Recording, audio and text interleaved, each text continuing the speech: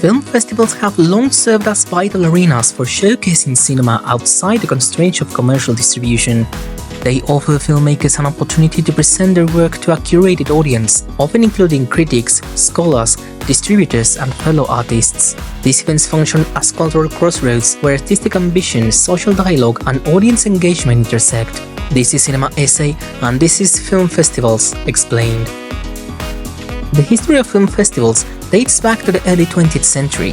One of the earliest and most influential is the Venice Film Festival, founded in 1932. It aimed to promote Italian cinema, but quickly opened its doors to international works, setting a precedent for cross-cultural appreciation. Over time, Venice became a place where directors such as Luchino Visconti and Akira Kurosawa brought global attention to their films. Every film festival has a unique perspective, style, vision, and can focus in specific genres like horror or science fiction, or serve as a platform to give communities a voice like festivals for women or queer directors. Others, they decide to display the form they were made, like the Telluride Festival, that shows independent cinema making independent filmmakers reach broader audiences.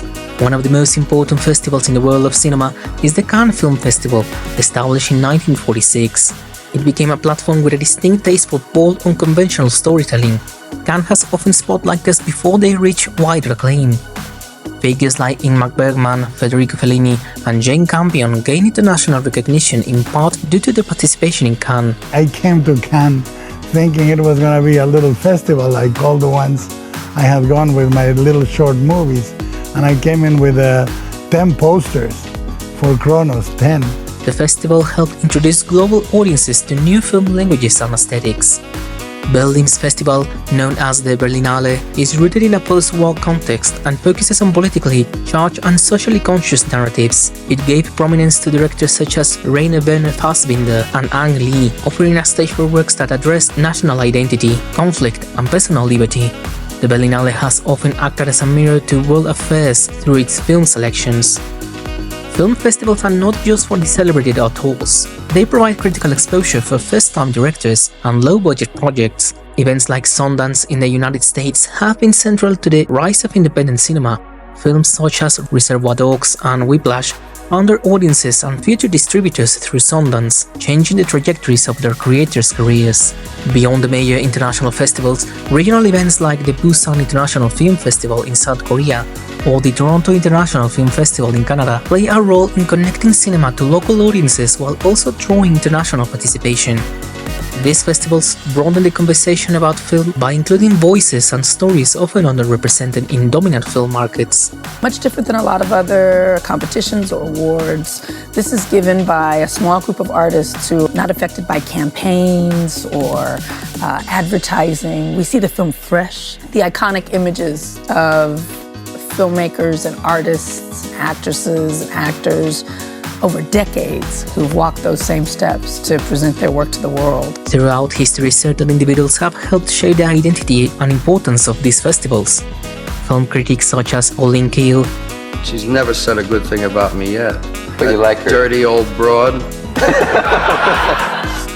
But she's probably the most qualified critic in the world. Programmers like Thierry Frémaux at Cannes and curators such as Alberto Barbera at Venice have influenced how festivals select and position films.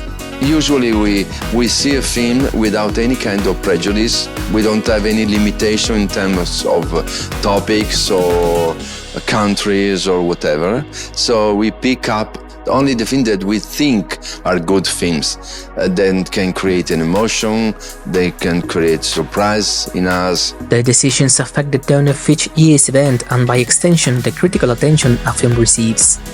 Prominent directors often maintain long-term relationships with specific festivals. For instance, the Dardenne brothers frequently premiere their work at Cannes, where their socially driven dramas have been welcomed. Meanwhile, Pedro Almodóvar has had a consistent presence across European festivals, helping to maintain interest in Spanish-language cinema across borders.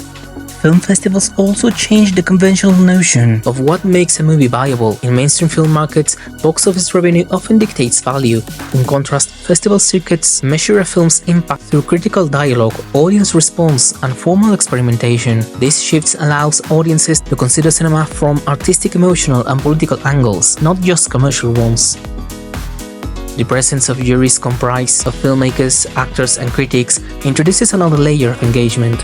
When someone like Quentin Tarantino or Isabelle Huppert and Cate Blanchett leads the jury, their personal tastes inevitably shape the festival's focus of that year. I'm extremely honoured to be the president of the jury at Cannes this year, and I'm also feeling extremely privileged to be in creative dialogue with the extraordinarily talented people on the jury this year. This dynamic reveals the subjectivity of cinematic value and invites ongoing debates about aesthetics and ethics. Now, our job as a jury is to open our hearts and minds and be alive to the stories that we're going to be told over the course of the festival. Audiences too play a role in shaping the importance of film festivals. Festivals often include public screenings, Q&A questions and audience awards, all of which allow regular viewers to participate directly in film culture. The immediate reactions of audiences can generate momentum for a film and dampen its future prospects. In an era of streaming and digital distribution, festivals remain relevant as physical gatherings that value collective experience.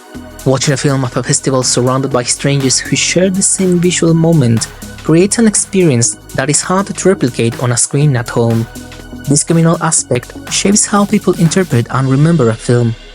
40 years of the comradeship and friendship of filmmakers from around the planet, a faithful community of a global cinema audience. Festivals also affect how films are marketed and categorized. A premiere at Venice or Cannes can reframe a movie as art cinema rather than genre film, which has influence in its future distribution, critical framing, and awards season potential. These classifications have long-term effects on how films are achieved and studied. Moreover, film festivals help define movements and tendencies in cinema. The rise of Iranian New Wave, Dogma 95, and the recent interest in Romanian cinema were all influenced by festivals' attention. Curators and critics often use festivals as laboratories to spot and name new trends before they are codified in academic and commercial spaces. In the end, film festivals matter not just because of the films they present, but because of the context they provide. They allow people to reflect on cinema as an evolving form of expression that responds to political climates, technological changes, and shifting viewer expectations. Their role is less about judgment and more about conversation, creating a space where cinema is not just consumed, but thought, loved, and cared about. Long live cinema and all its never-ending promise, a light in the dark that never goes out. Let's keep looking up. Thank you so much for watching. Please share this video, leave a comment of what other type of videos and themes you would like me to cover, and see you next time.